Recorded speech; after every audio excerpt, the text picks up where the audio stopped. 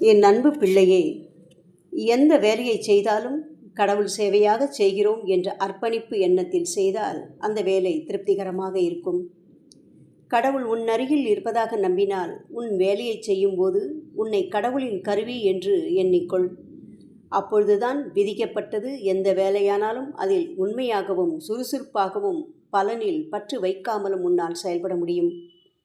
இவ்வாறே உன் தொழில் நட்டமடையும் போதும் கடவுளின் அனுமதியோடு கிரகங்கள் சோதிப்பதால் கடன் தொல்லை முதல் கஷ்டம் வரை ஏற்பட்டிருக்கிறது. சிந்தனையில் விபரீத உணர்வுகள் தோன்றி மனம் கட்டுக்கடங்காத தொல்லைகளால் அவதிப்படுகிறேன் என்று உணர்ந்து மனதுக்கு கடிவாளம் போடு. எதை செய்தால் சரியாகலாம் என்று யோசித்து யோசித்து கண்ட இடங்களுக்கு சென்று பரிகாரம் தேடாமல் மனதை கட்டுப்படுத்தி என்னை நோக்கி பிரார்த்தனை செய்தால் எல்லாம் சரியாகும் என்பதை புரிந்து கொள்.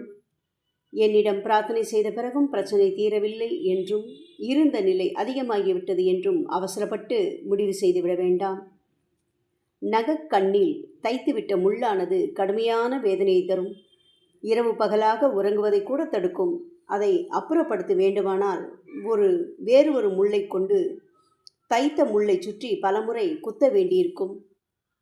முள்ளை ஆட்டி பார்க்க வேண்டியிருக்கும். அப்போது வலி உயிர் போவது போல் இருக்கும்.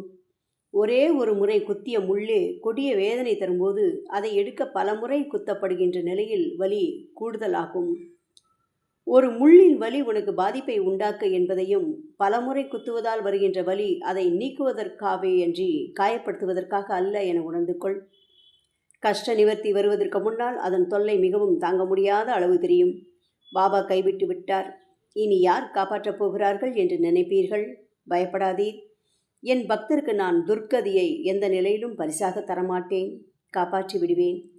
உனக்கு ஒரு சின்ன உபாயத்தை சொல்லித் தருகிறேன். சோதனைகளையும் பிரச்சனைகளையும் எதிர்கொள்ளாமல் எந்த துறையிலும் ஒருவர் பெருமை அடைய முடியாது. பிரச்சனைகளின் போது பின்வாங்கினால் வாழ்வில் எதையும் சாதிக்க முடியாமல் போய்விடும். அதன் பிறகு ஏதோ காலத்தை ஓட்ட வேண்டிய நிலை உண்டாகுமே தவிர வாழ்வில் முன்னேற்றமோ புதிய நிலையோ உண்டாகாது. உண்மையிலேயே முன்னேற வேண்டும், சங்கடமில்லாத வாழ்க்கை வாழ வேண்டும் என்று நினைத்தால் உனக்கு என ஒரு லட்சியத்தை உருவாக்கிக்கொள்.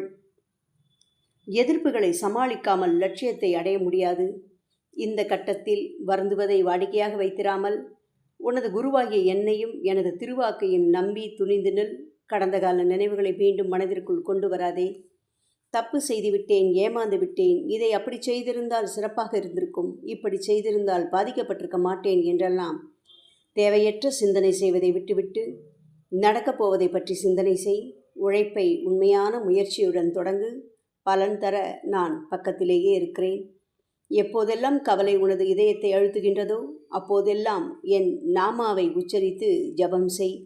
இந்த நிலையை தொடர்ந்தால் உனது இதயத்திலிருந்து நான் பேசுவதை உன்னால் கேட்க முடியும். உனக்கு சரியான பாதையை நான் காட்டுவதை அறிந்து கொள்ள முடியும். ஓம் சாய்ராம்.